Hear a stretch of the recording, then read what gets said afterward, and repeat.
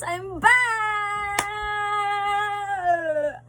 So, for today's vlog, mag-unboxing dyan punta karon guys. Kay, niabot ng akong duha ka parcel. Isa na lang akong ginahulat. Actually, ang niabot karon kay wig dapon siya. Wala kasi pangingani para matry-try na ko siya later. Bakit ako pagkabuhat sa magtuon pa ko, no? Ang niabot ako kay namang good order na wig. Sa isa ka shop lang siya. So, niabot na ang duha ka wigs. Diba na ko upat, sa napay isa mabutay. Excited na ako. Pero yeah, kaganina nag-try ko na ako ang isa. So, makita ninyo sa akong video. Di-post ako kaganina. Nag-try na ako siya. So, mabago din lang nabasa sa yung hair. Kulit na good ko. So, yeah, first akong i-open isa na ang wig. So, unbox ko siya guys. As usual, let's visit. Wala ka naman magbasa sa iyong ano.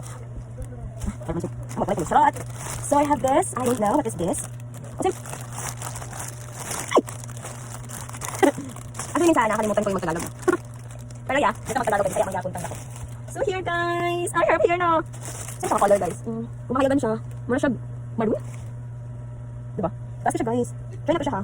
Unta, good sa here. Ay, oo tama. Muna siya kung ano man ay bangs. Oh my god, mag-bangs ko. Wait lang. So muna siya guys. Nasa bangs si bangs. Pero ambot lang, kailangan ko ng tulong kasi hindi ko kayo magaling. Paano siya suotin? Hala, malugay pa. May unboxing na tayo.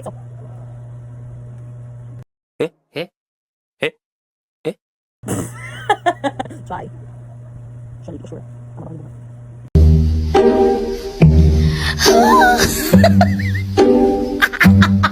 Sunod na lang guys. Sunod galdo. Pakita na ako siya suot. So yeah, may bouncy bongs. And the next one niya, so ako na siya lakad nila. Next one is this. Oh, another black. Ano ko sa mga order. Bukod ko siya. Ate Joy, I need your help. How to suot wig. Shoutout po kay Ate Joy, yung TL ko.